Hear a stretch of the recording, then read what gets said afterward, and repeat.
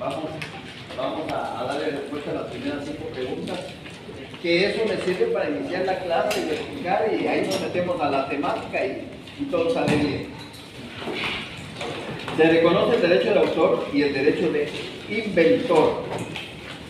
Los titulares de los mismos gozarán de la propiedad exclusiva de su obra o invento de conformidad con la ley y los tratados internacionales. ¿Qué nombre recibe ese precepto constitucional? ¿Dónde está la Constitución? ¿Qué artículo es el 42? Derecho de autor o inventor. ¿Cuál es la respuesta? Derecho de autor o inventor. Derecho de autor. Muy bien, ahí está. Artículo 42. Buenas tardes. 2. Los derechos y garantías que otorga la Constitución no excluyen otros que, aunque no figuren expresamente en ella, son inherentes a la persona humana. ¿Qué nombre recibe dicho precepto constitucional? Derechos inherentes de la persona. Derechos inherentes a la persona humana. Artículo 44. ¿Estamos? Quedamos ahí también. Serán nulas ipso iure. Ipso iure quiere decir de pleno derecho.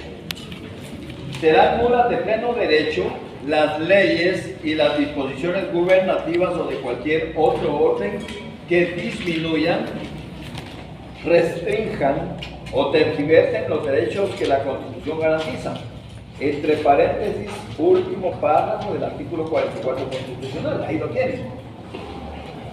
La pregunta es esta: ¿qué mecanismo procesal constitucional utilizaría usted para plantear una inconstitucionalidad de carácter general? El 266. Artículo 266. 267, porque el 266 es una inconstitucionalidad en casos concretos, o sea, entre particulares. En cambio, si nos vamos al 267, vamos a encontrar que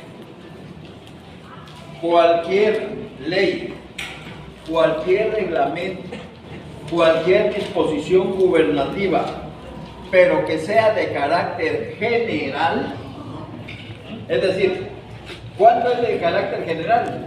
Cuando afecta a toda la población, porque es de carácter obligatoria y de cumplimiento forzoso. Yo lo puedo decir como guatemalteco: mire, ese reglamento o esa norma o esa ley no me es aplicable. No. Si está dentro del territorio nacional y esa ley está en vigencia, entonces es de observancia general y de cumplimiento obligatorio.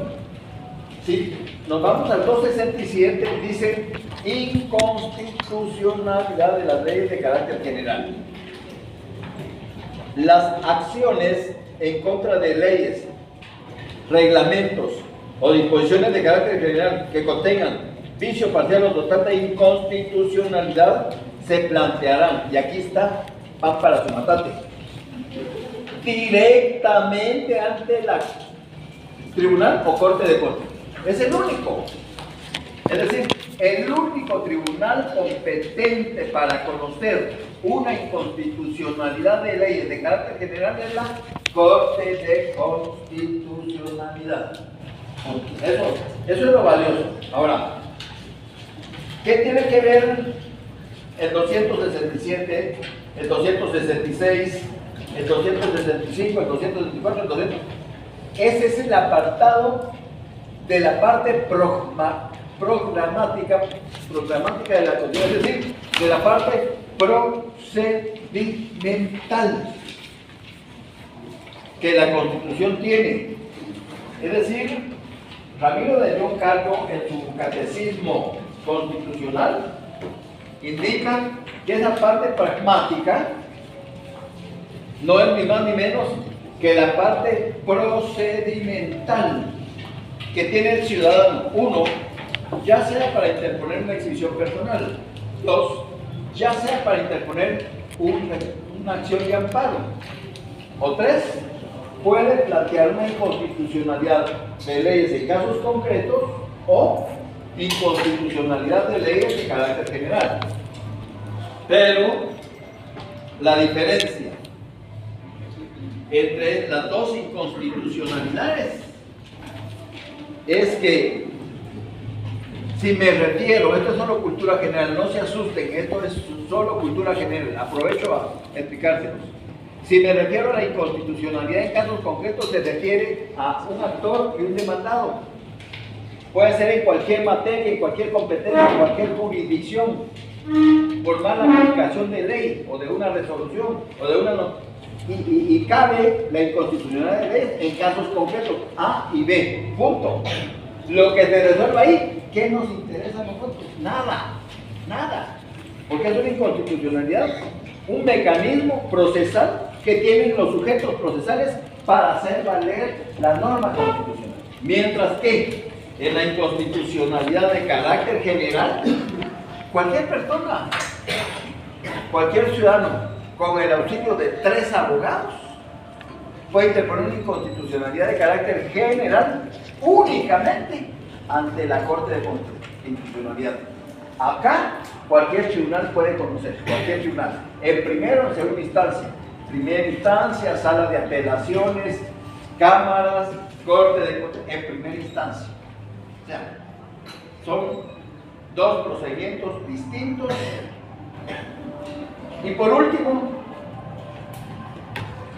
cuando la Corte de Constitucionalidad acoge, es decir, cuando la Corte de Constitucionalidad declara con lugar una inconstitucionalidad de una ley de carácter general, lo que hace es expulsarla del ordenamiento jurídico, sacarla del ordenamiento jurídico. ¿Por qué? Porque esa ley, o ese reglamento, o esa disposición de carácter ya no existe.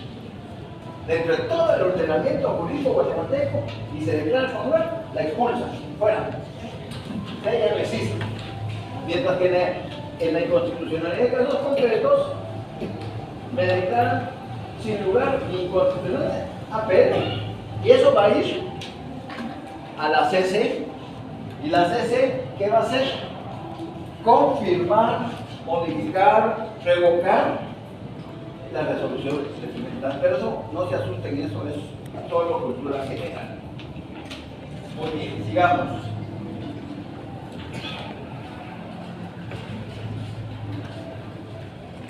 Las 3 ya se las leí, ¿verdad? Ya, 4. ¿Qué nombre recibe el artículo constitucional que indica es legítima la resistencia del pueblo para la protección y defensa de los derechos y garantías consignados en la Constitución? ¿Qué respuesta es el artículo 45?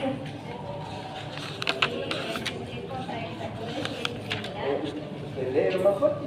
Artículo 45. Acción contra infractores. Acción contra infractores. Y legitimidad de resistencia. Y legitimidad. ¿Esa es la respuesta?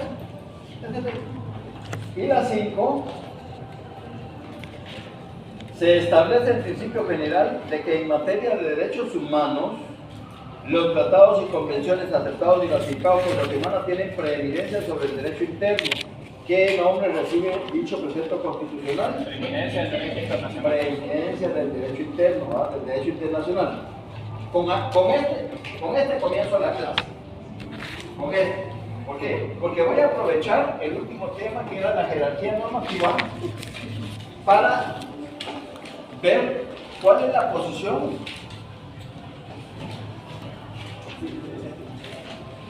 Eso nunca, no tiene nada que hacer, eso no tiene nada que hacer, por eso así que eso. ¿Ya? ¿Sí? Sí. Todos los años es lo mismo. Mira, todos los años es la jodedera del mismo siempre, hacerles la vida imposible a ustedes. Al final, los perjudicados son ustedes. Porque, vaya, nosotros estamos hasta acá, pero imagínate, los que están cerquita ahí, eso es un relajo. Ya ustedes ya conocen esto, pero yo solo se los voy a refrescar. Y como le ofrecí al compañerito, que solo voy a usar negro y azul, porque allá el rojo y el verde no se ve. ¿Ya? Todas estas son normas. ¿Ya? Aquí está la norma constitucional. Aquí está la norma ordinaria. Aquí está la norma reglamentaria.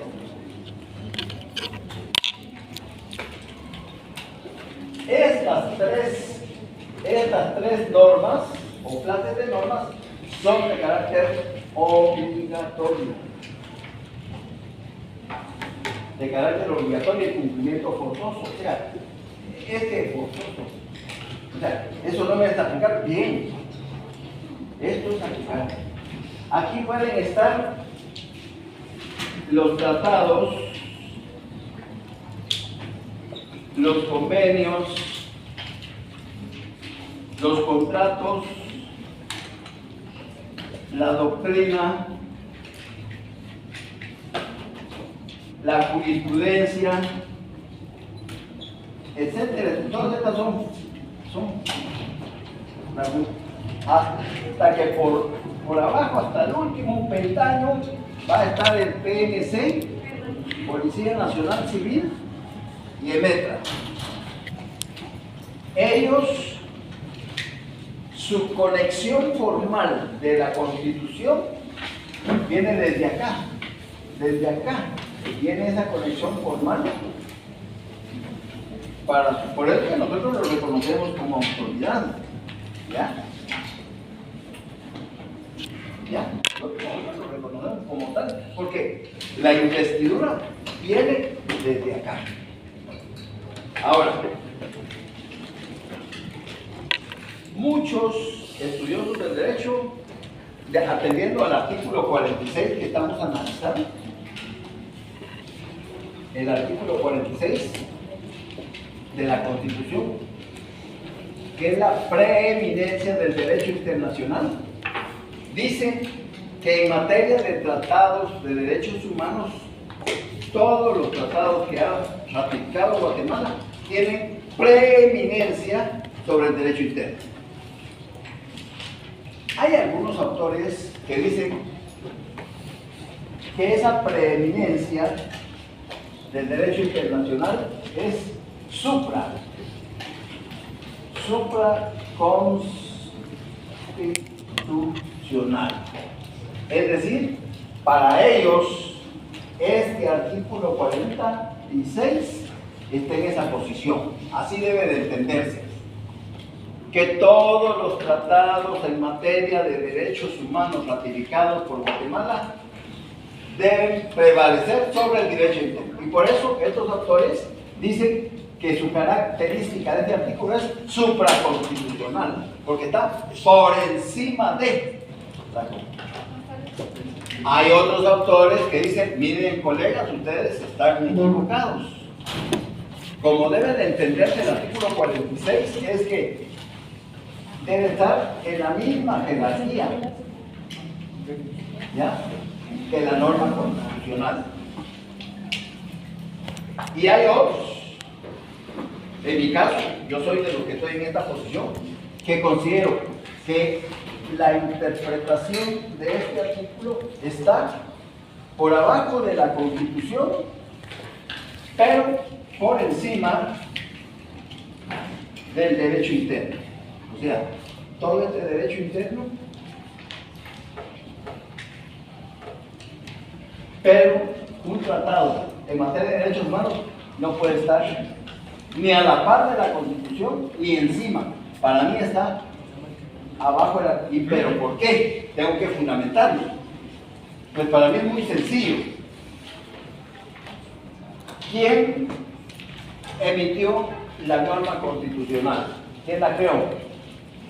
La Asamblea Nacional. La Asamblea Nacional Constituyente. Punto. ¿A quién le correspondería entonces ratificar los tratados en materia de derechos humanos? A la Asamblea. A la Asamblea. Pero no es la Asamblea la que lo ratifica, sino es un órgano cuya característica es esta, que es el Congreso de la Nación. Entonces, no es posible para mí que un órgano inferior, un órgano que crea normas ordinarias, que es inferior a la Constitución, esté ratificando convenios y tratados en materia de derechos humanos. No tiene sentido. porque es inferior. Entonces, para mí, la interpretación que le doy a ese artículo 46 es simple. Todos los tratados, eso no quiere decir que ustedes lo acepten, no, cada quien es así, pero para mí, todos los tratados y convenios en materia de derechos humanos ratificados por Guatemala están abajo de la Constitución, pero encima de todo el derecho interno. ¿Y cuál es el derecho interno? Todo el ordenamiento jurídico vigente. ¿Me explico? ¿Estamos? Entonces hay tres posiciones. La supraconstitucional, otra que está en igualdad de condiciones y otra que está por debajo. Entonces, buenas tardes, debajo de la Constitución. Ahí está. Esa es la posición. Bien. ¿Alguna duda? ¿Quedó entendieron? ¿Comprendieron? Ahí las posiciones son esas. No hay problema. Tema.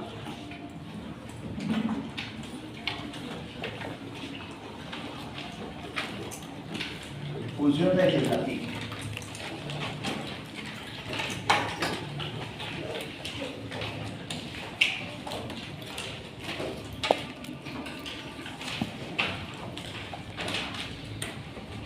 Les encargo que intenten en lo posible estar al día con sus laboratorios, porque el próximo viernes le sube el 5 y hasta ese que le sube va a ser el objeto del primer parcial.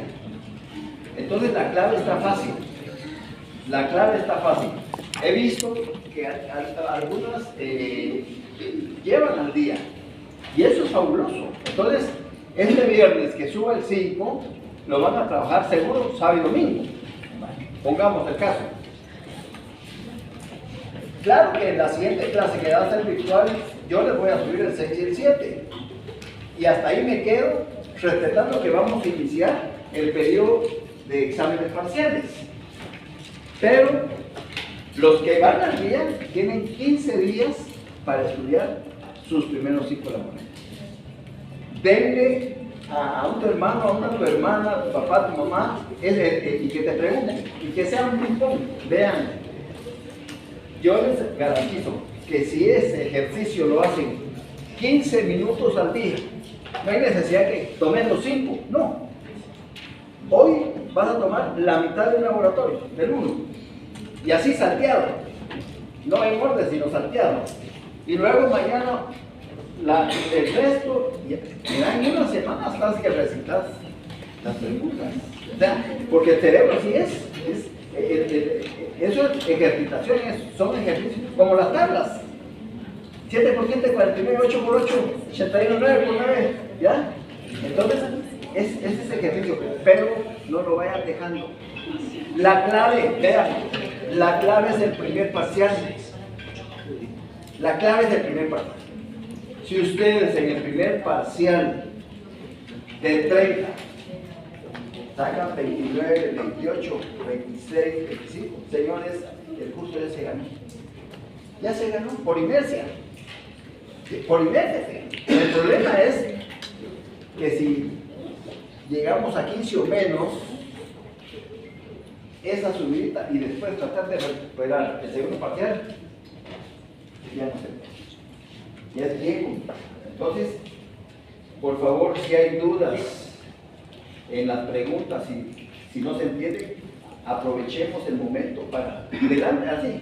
Hoy, por ejemplo, antes de ir, doy 10 minutos. ¿Qué dudas tienen del 1, del 2, del 3? Y entre todos resolvemos y todos nos apoyamos. Y de eso se trata. ¿Ya? De eso se trata. Bien. Esto ya lo saben, pero está ahí. ¿Qué es función legislativa? Así, con tu real saber de entender qué es función legislativa. Es la facultad que tiene el Congreso para crear normas.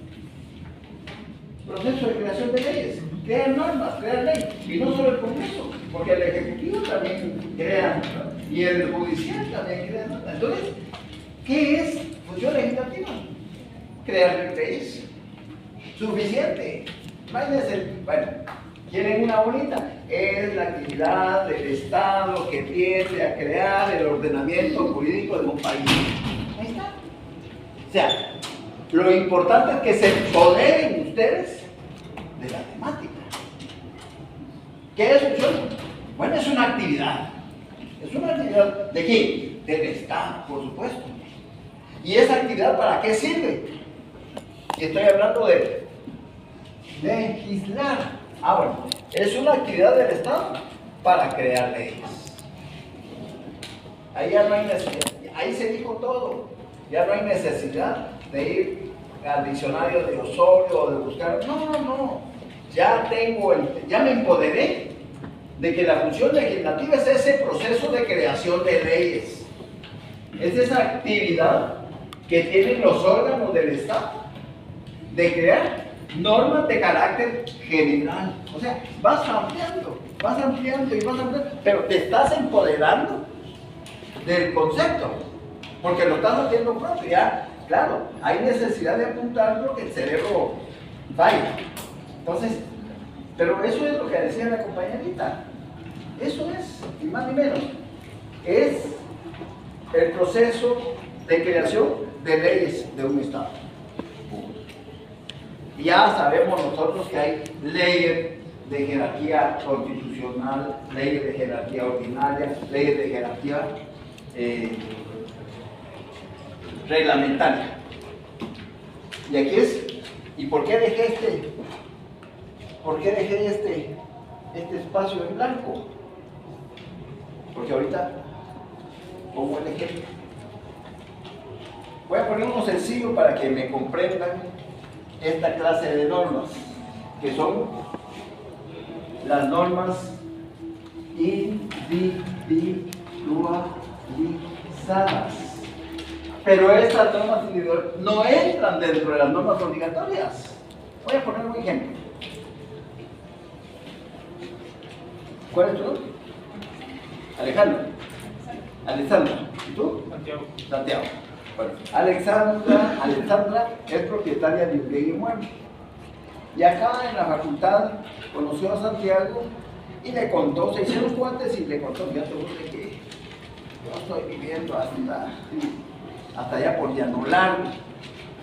Y créeme que cuando me voy para la casa, como no tengo vehículo, entonces, como pueda, pero voy llegando tipo 10:30, 11 de la noche. Es terrible, tomo un transmetro de aquí y ahí me bajo ahí, tomo el otro y mira, 11:30, 12, eso es las veces que tengo clases presenciales. De buena onda, Alexandra le dice, mira, fíjate que tengo una casita, un apartamentito pequeño aquí en la zona 12 y lo tengo desocupado. Y no estoy pidiendo mucho por la renta porque apenas tiene 2 dormitorios, su cocina, sus servicios, y estoy pidiendo 1,200 quetzales a la bolsa. Y aparte, tenés que pagar agua y luz, ¿verdad? ¿Y por qué no me lo rentas? ¿Me lo tiras? Bueno, está bien. Hacen un contrato y resulta que ella es la arrendante y Santiago es el arrendatario. Se compromete a pagar 1,200 quetzales cada mes y ella puede entregarle. Y Santiago, el primer semestre, chileno, todo bien, sus notas muy brillantes porque hasta a pie se va. O sea, ya se ahorró mucha plata, desvelos, estrés, carreras. Lamentablemente a Santiago le cortan su trabajo, queda su ingreso pues para cumplir con todas sus obligaciones y ya comienza a retrasarse en el pago. Mira, disculpame, te voy a dar solo la mitad, pero es que yo también tengo compromiso. Y total de que poco a poco, al final del año, ya Santiago debe 4 meses. ¿Ya? Y comenzaron por la relación de compañeros universitarios, pues se echaron la mano, pero el otro pues no consiguió un trabajo y está desesperado también. No le queda más que demandar como hay un contratito privado entre ellos, demanda en un juzgado de paz la desocupación del inmueble. Presenta la demanda el abogado de Alexandra, le emplazan a Santiago. Santiago pues dice la verdad, mire, es cierto, yo reconozco que le debo 4 meses de renta, pero es que no he podido conseguir trabajo, hace 4 meses que me quedé, al final hay una sentencia donde ordena la desocupación y hay lanzamiento. Ante eso Santiago le dice, mira, yo me comprometo que cuanto nomás te voy a desocupar ahorita, en diciembre, me quedo debiendo lo que estás cobrando, pero te honro mi palabra que yo, en cuanto me ponga al día con mi trabajo, yo te busco y te pago. Bueno, y quedaron en buenos términos al final, desocupó, le quedó debiendo y el tribunal dictó una sentencia, que es título ejecutivo.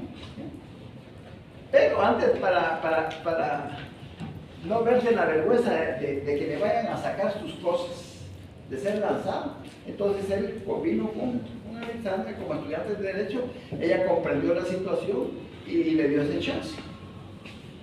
Pero ya hay una sentencia. ¿Ya? Esa sentencia judicial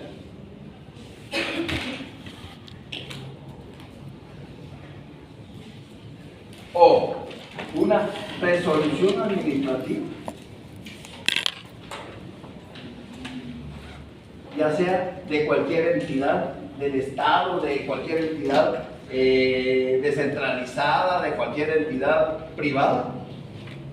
Estas dos constituyen lo que conocemos como normas individualizadas. Pero eso solo va a afectar a ellos. A nosotros no. Por eso es que no son de carácter obligatorio y cumplimiento forzoso. Esto se da a título personal. Les puse el ejemplo para que comprendieran la diferencia de lo que son las normas de cumplimiento obligatorio y forzoso y lo que se comprende. La pregunta en el examen va a decir así: ¿cómo se integran las normas individualizadas? ¿O qué componentes integran las normas individualizadas? Pues ustedes su respuesta: la sentencia judicial, o una resolución judicial y una resolución administrativa. Ya les regalé otra pregunta para el examen. Que te quiere captar aquí, ¿por qué no la apunté y están ahí en el examen? No, está fácil. Es cuestión de que se empoderen ustedes. ¿Estamos bien? Entonces, para que nos quede algo, ¿puedes escribir? ¿Estás grabando? No te pregunto qué pasó, porque ¿y qué le pasó a usted? Nada, no me pasó nada. Bien, para que tengan algo ahí de recuerdo, pongan esto. Es la actividad del Estado, relacionado con la Asamblea Legislativa, es la actividad del Estado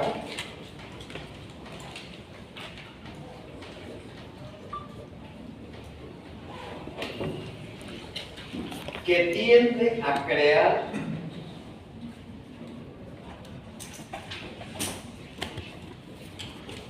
del Estado que tiende a crear el ordenamiento jurídico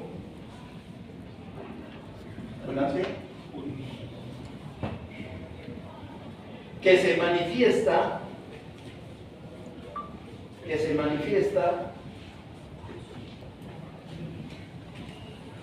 en la elaboración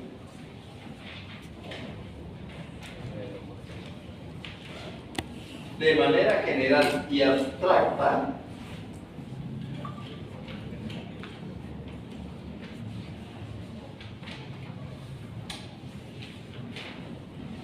de las normas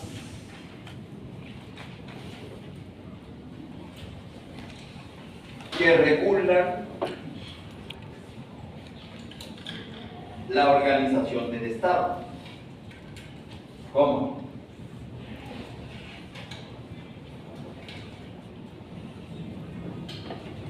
El funcionamiento de sus órganos. ¿Cómo?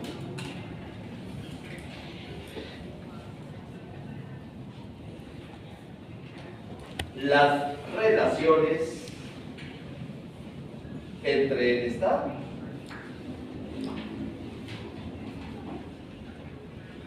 y los ciudadanos entre sí.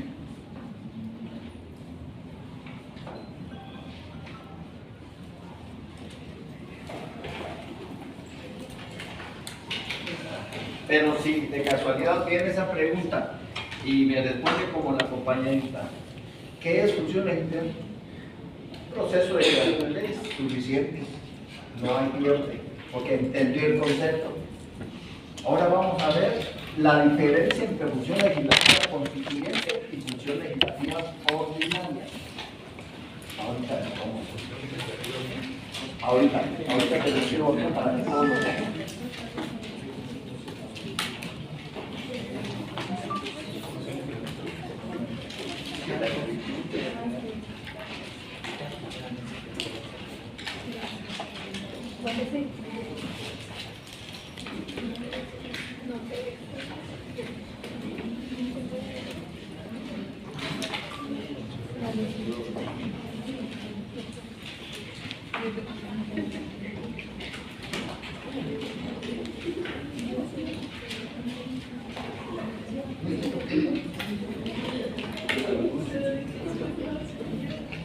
Muy bien.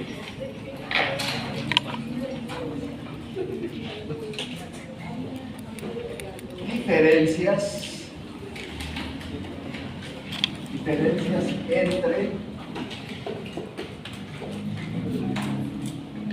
función legislativa constituyente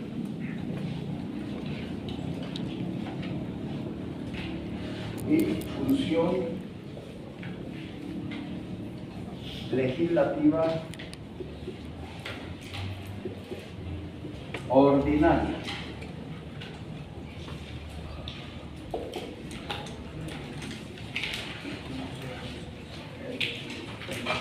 Les voy a poner las tres características de la constituyente. Una, no gobierna. Dos, es de carácter temporal.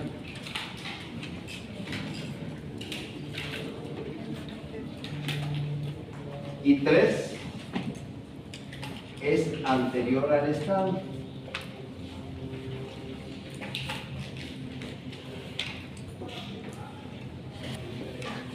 Y la función legislativa ordinaria es al contrario. Una, sí gobierna. Dos, es de carácter permanente.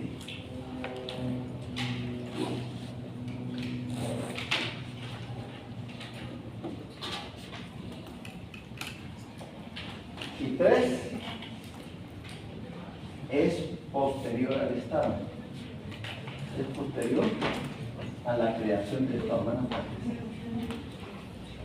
Es posterior a la creación del Estado.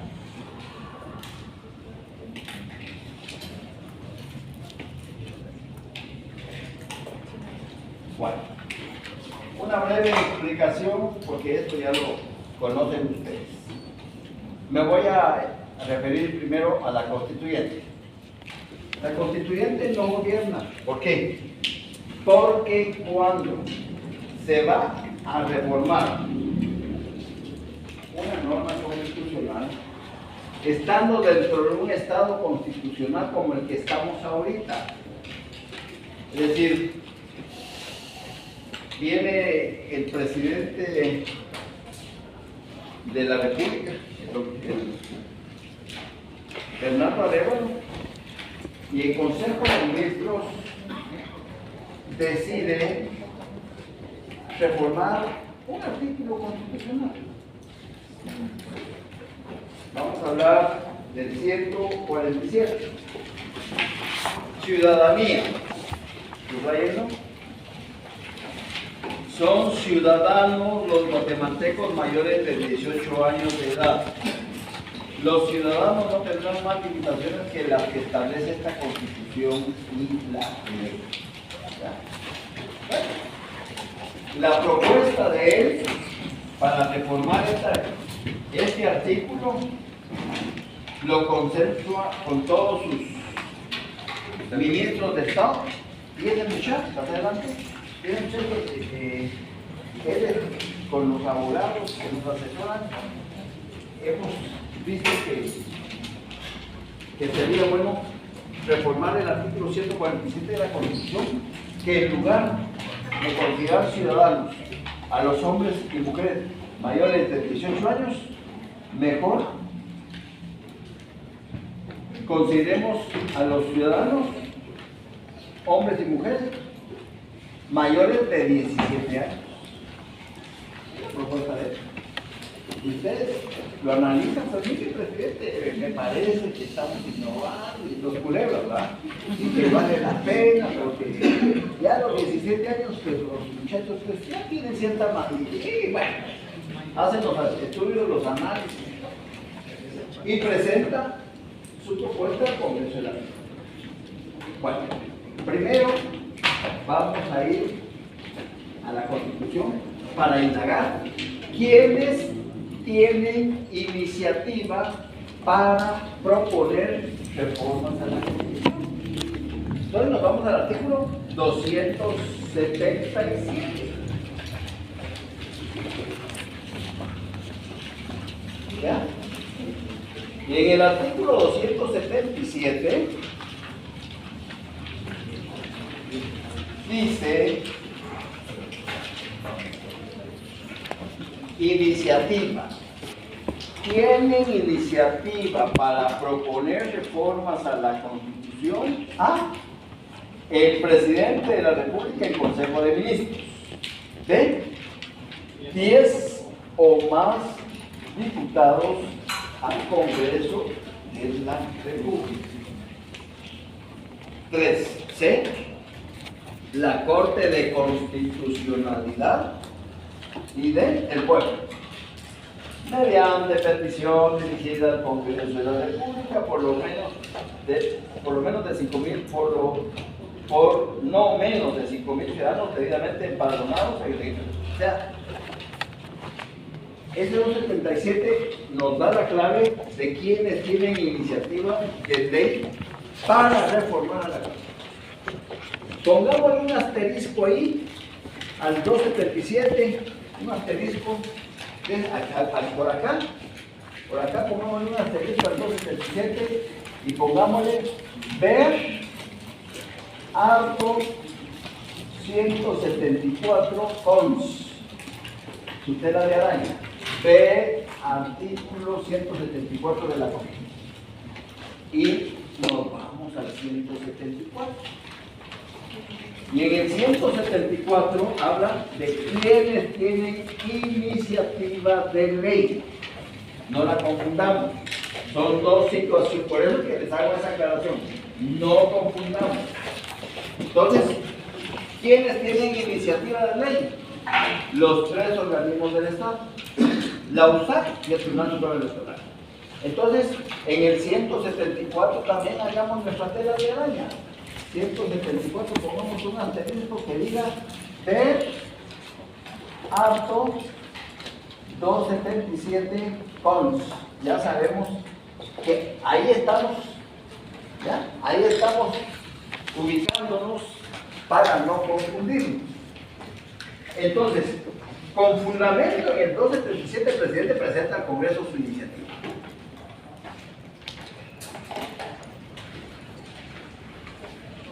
Ahora viene el 278, el 280 o el 281.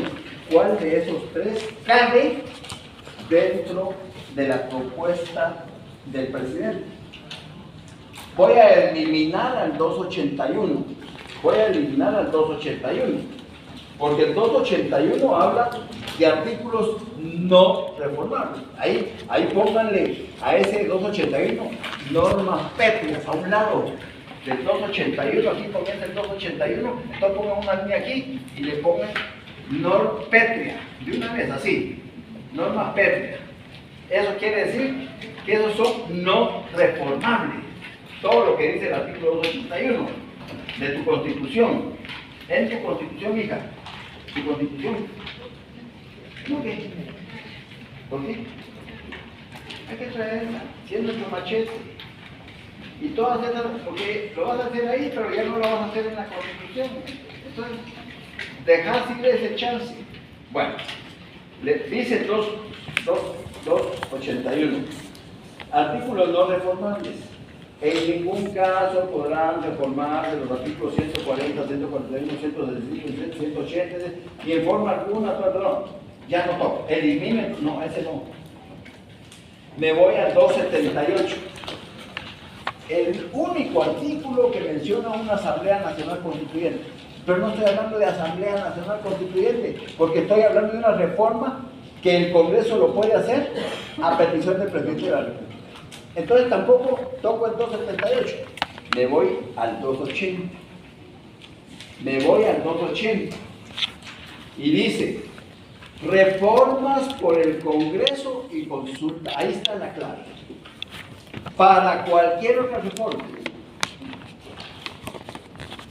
será necesario que el Congreso de la República la apruebe con el voto afirmativo de las 2/3 partes del total de diputados. Y aquí está el candado. Las reformas no entrarán en vigencia sino hasta que sean ratificadas mediante la consulta popular a que se refiere el artículo 173 de esta Constitución. Si el resultado de la consulta popular fuere de ratificación de la reforma, esta entrará en vigencia 60 días después que el Tribunal Supremo Electoral anuncie el resultado de la consulta. Se los explico brevemente. Llega la propuesta al Congreso, lo recibe la Junta Directiva, lo hace del conocimiento del Pleno de Diputados. Los diputados sugieren que se vayan a las distintas comisiones que tienen que ver con la reforma, a la Comisión de Asuntos Constitucionales, a la Comisión de Electoral y de Partidos Políticos, porque también afecta la ley electoral. ¿Alguien tiene la ley electoral y de partidos políticos? En el artículo 2, leen el artículo 2 de la ley, te felicito por traerla. El artículo 2. Porque también ese hay que, al reformarse aquí, hay que arreglar ese también. ¿Qué dice el artículo 2? Ciudadanía. Son ciudadanos todos los guatemaltecos mayores de 18 años. ¿Ya? Muchas. Y el 3 y el 4 están íntimamente relacionados. Cómo se suspende, cómo se recupera, cómo se... No. O sea, hay que arreglar estos artículos a la hora de que se progrese. Entonces vienen, los mandan a las distintas comisiones a pedirles dictamen. A los 15 días vienen los dictámenes, la Junta Directiva les hace saber que los dictámenes son favorables. Y entonces se somete a votación. Se somete de 200 veces. Pero, como es un asunto importante, se necesita una calificación especial, una mayoría especial. Son 160 diputados. ¿Ya? Para que haya una mayoría calificada, son las 2/3 partes de los diputados. Y esos hacen un total de 107 diputados, como mínimo. Pero resulta que cuando se somete a votación, solo llegan a 100 votos, a 101, a 102. Nadie más, hasta 103 llegaron, hasta 104, hasta 105, hasta 106, pero nunca llegaron a 107. Nunca. Entonces, como no hay mayoría calificada, ahí se murió la propuesta. Y no hay lugar a la iniciativa del presidente. Se archiva. Pongamos contrario censo.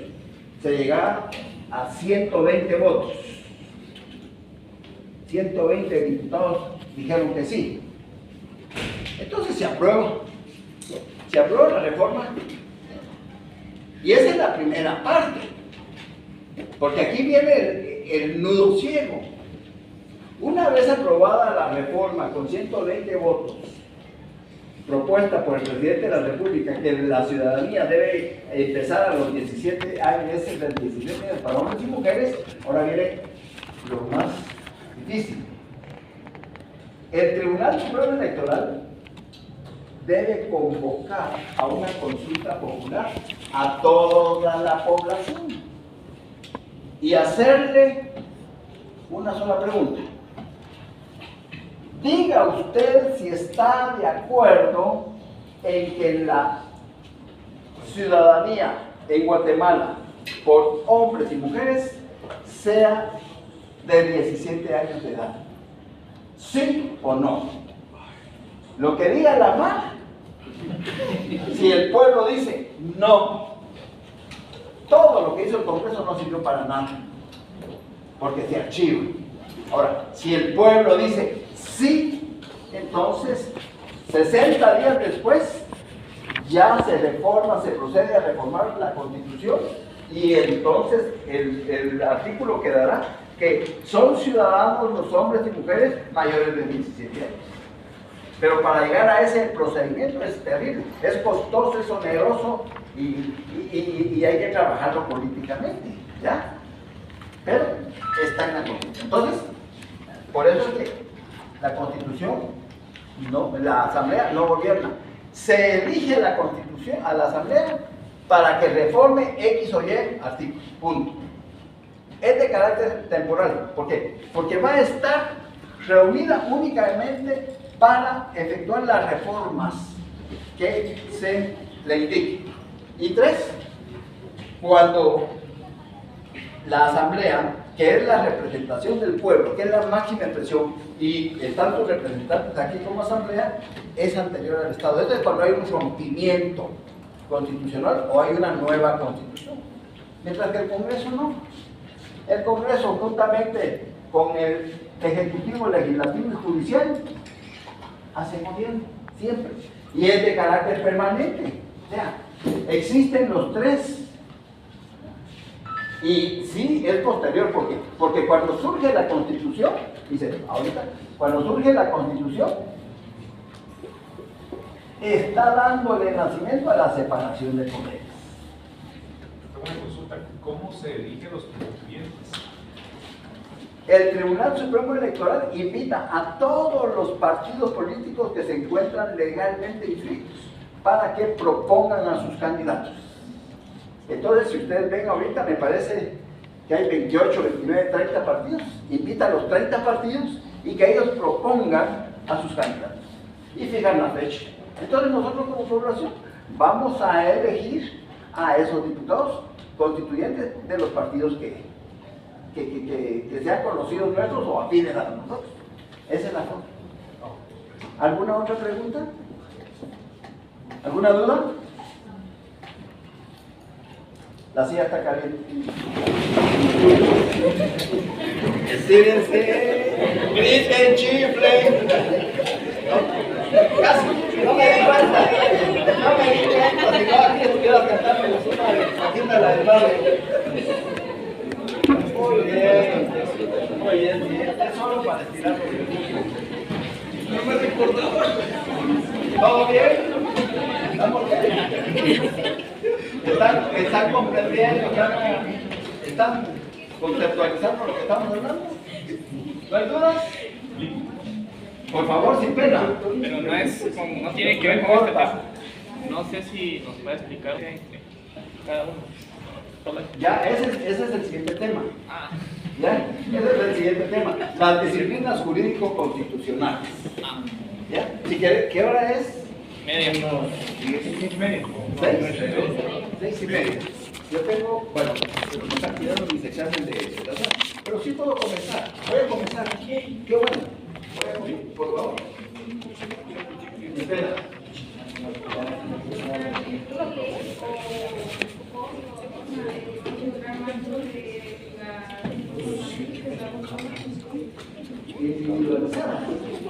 Es que lo que pasa es de que cuando tú te ubicas que una norma individualizada o es una sentencia o una resolución judicial o una resolución administrativa, entonces, ¿a dónde te vas a referir?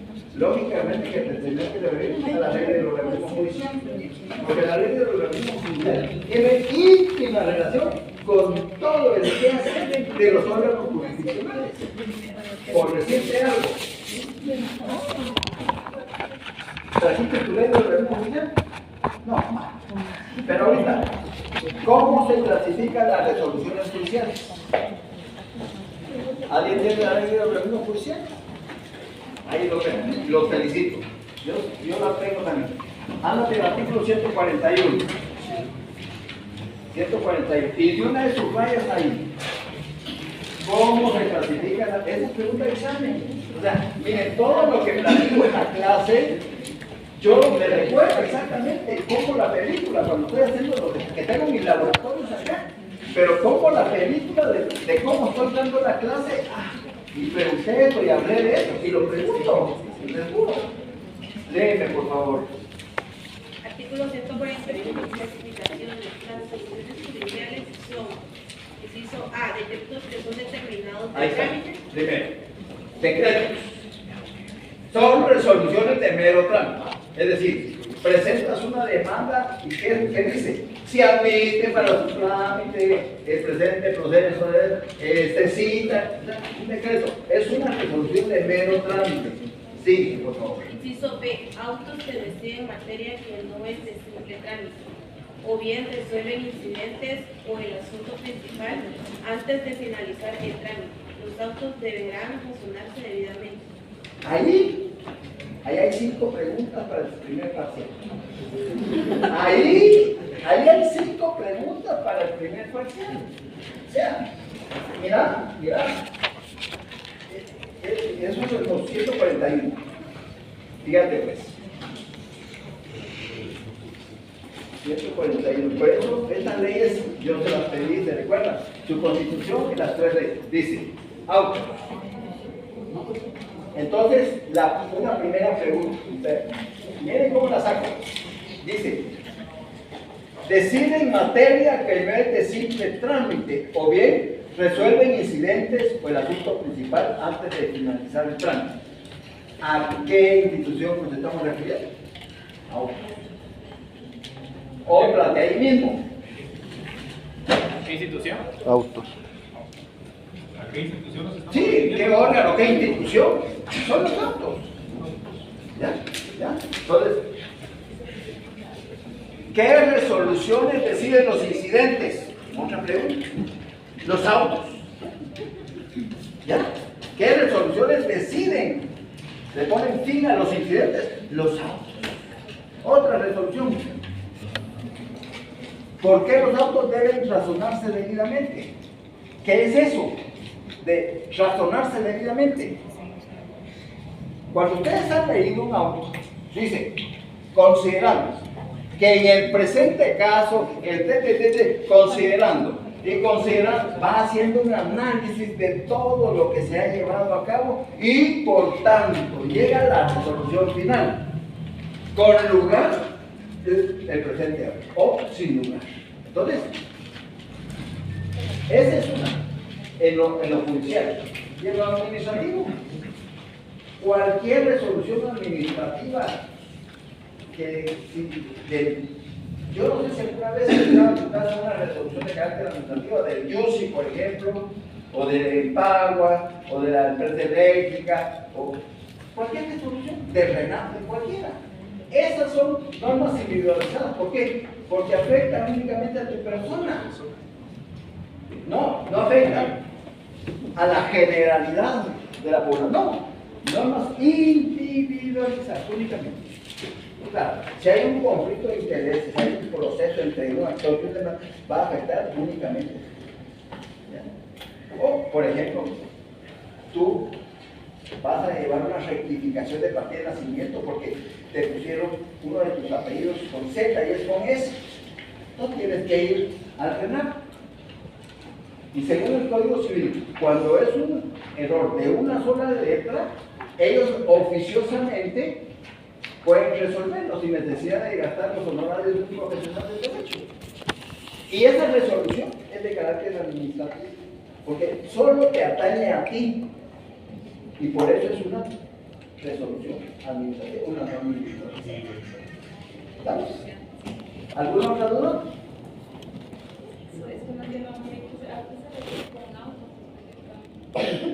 Un auto es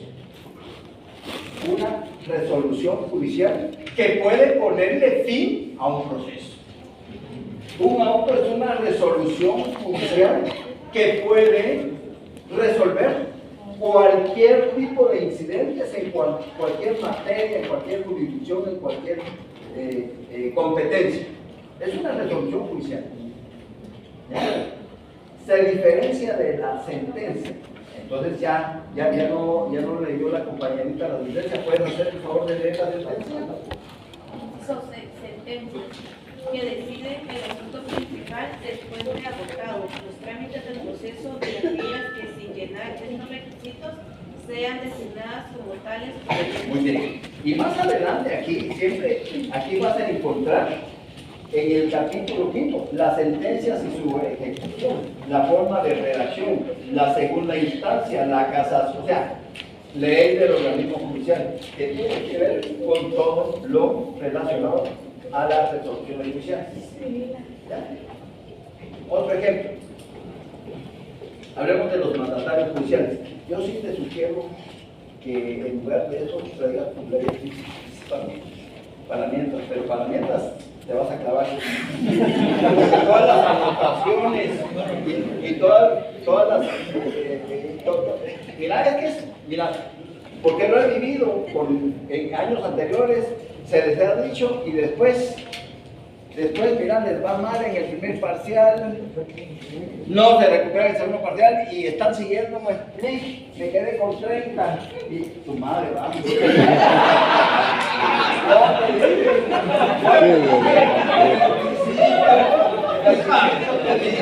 Que por favor tuviera tu ley en física. Ahí está.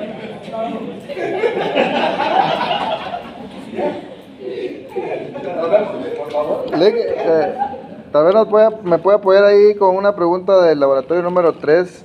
Dice, el registro general de la propiedad deberá ser organizado a efecto de que en cada departamento o región que la ley específica determine, se establezca su propio registro de la propiedad y el respectivo catastro fiscal.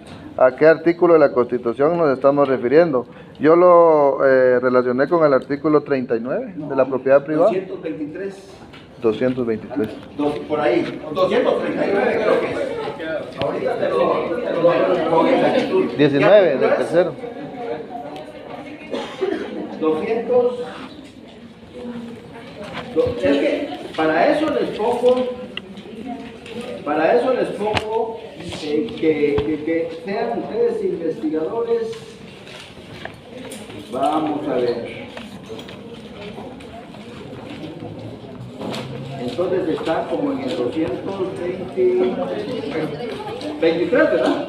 No, 23 formación, decisión administrativa. Está antes entonces. Está antes. Vamos a ver. Espérame. Vamos a ver. 19 del tercer laboratorio. Consejo Departamental, registro 230 es, disculpame, subrayarlo, 230. El registro general de la propiedad deberá ser organizado a efecto de que en cada departamento o región que la ley especifica determine, se establezca su propio registro de la propiedad y el respectivo catastro fiscal. Te pongo esto. En Guatemala solo hay 2 registros de la propiedad. El de la zona central, que abarca toda la zona oriente central, ¿ya? Y el registro de Quetzaltenango, que es el que abarca 8 departamentos, la zona suroccidental. Está Sololá, Totonicapán, San Marcos, Quetzaltenango, Suchitepeques, me faltan dos, ¿ya? Es suroccidental, 2 registros de la propiedad, 8 departamentos y el resto de departamentos está acá. Claro, ya en Petén ya intentaron, como Petén es enorme, intentaron abrir una oficina, pero no les dio resultado y entonces también los libros del Petén están toda esta zona oriental, norte, ya central, ya. Chimaltenango creo que está también allá en la zona suroccidental, Sololá, Totonicapán, Quetzaltenango, San Marcos, Huehuetenango, Todas esas son los únicos dos registros que hay. ¿Sabes? Muchas gracias. ¿Alguna otra? Nos vemos el viernes. El 232. Y el viernes hablamos de las disciplinas jurídico-constitucionales. ¿Oíste?